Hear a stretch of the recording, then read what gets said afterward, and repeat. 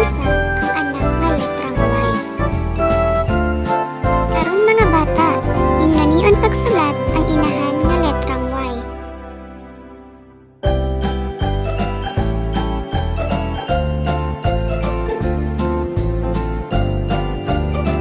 Akong ipakita pag-usab kung unsaon kini pagsulat. Ato kining ipon og pila kini ka badles. 1 2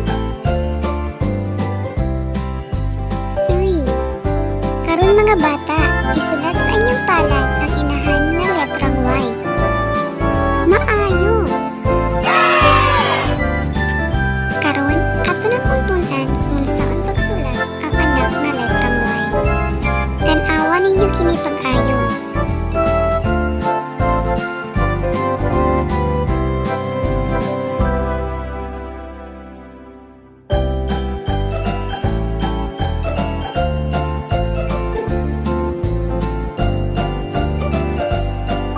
Akong ipakita pag-usab kung unsaon kini pagsulat.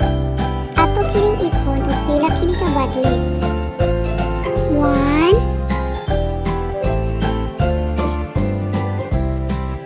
2. Karon mga bata, isulat sa inyong palad ang gamay nga letrang Y gamit ang inyong tudlo. Maayo. Karon atong balikan ang mga butang na ang ngalan niini nagsugod